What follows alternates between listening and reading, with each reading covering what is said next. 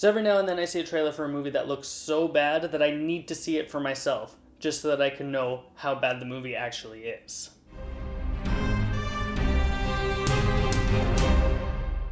So Monster Trucks is one of those movies that makes me wonder, how exactly did this movie get made? How did that pitch in the movie studio go? We need an idea for a movie. What movie can we make? Well, I was thinking, people like monster trucks. But what if the monsters were in the trucks? I like the way you think, Jensen. The movie stars Lucas Till, Jane Levy, Thomas Lennon, Danny Glover, and some other people because most of the characters are not important in this movie. Bear in mind, I am going to get into spoilers about this story because I can't describe how I feel about this movie without talking about what happens, and you're not going to go see it anyway, so it doesn't matter. So at the very beginning of the movie, we have our very cliched character who's living in the small town, who hates living in the small town, and says, I need to own a car so I can get out of this place. He's living with his mom, and his dad's not around.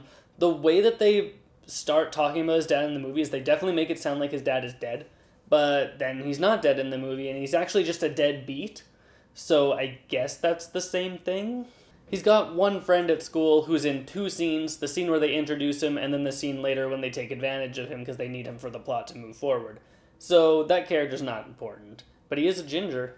Then we have our female lead who comes into the story, and she's going to be tutoring him in chemistry or some kind of class, I don't remember. Biology, I think, actually. In any case, she's going to tutor him, but she's like super in love with him, and she's like practically all over him throughout this whole movie, but he couldn't be bothered to even notice that she's into him. Like, this girl is doing practically everything except for actually throwing herself at him, and he just doesn't even notice. He doesn't have the time of day. He's focused on his own stuff. He needs to build a truck so he can leave town and never come back to the town. So then we get introduced to our bad guys, and it's an evil oil company, because why not turn this movie into an anti-oil smear campaign too? Why not? We gotta teach those kids that oil is bad.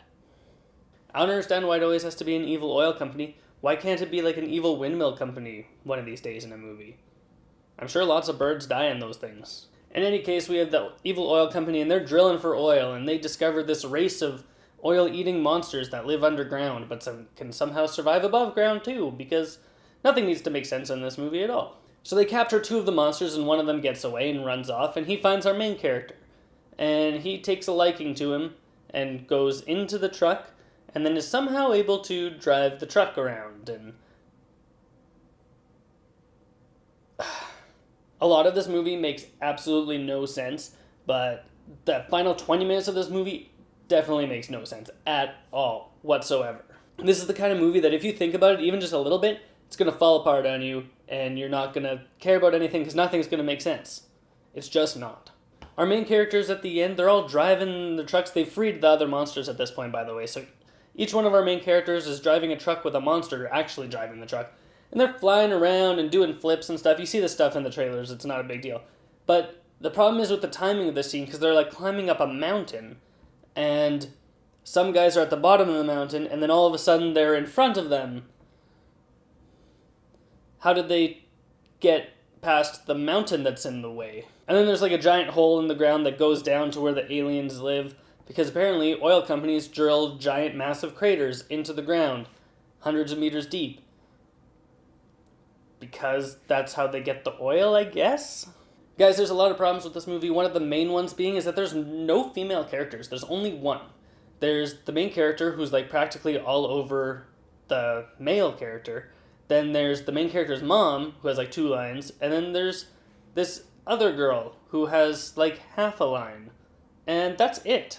Now I think we've been making some pretty good progress with getting more women into film, but there's still movies like this and a lot of other ones out there that don't have enough women in the forefront and just have them as like a side or back character or just don't have them at all.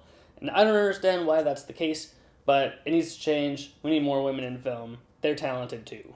Another problem with this movie is the visual effects look kind of cheap and not very good. I imagine that's just because the budget of this movie wasn't entirely high. Most of the actors mailed in their performances on this movie too, but so did most of the crew and the director and the writers and the producer. So why stop at the actors? Just have everybody give a half-assed job. So the story doesn't make sense. Oil companies are evil for some reason. There's no women in the movie. The visual effects are bad. The jokes don't hit. This is really just a movie that you'll take your kids to and they'll get a kick out of it. So that's all I have to say about Monster Trucks. And I have to say that the movie is absolutely 100% forgettable. So thanks for checking out my review for Monster Trucks. You can comment below. Let me know what you thought of the movie if you actually went to go see it. Let me know what you thought of this review too, and give me a subscription if you haven't done so already. And if you've got nothing else to do, go watch more movies.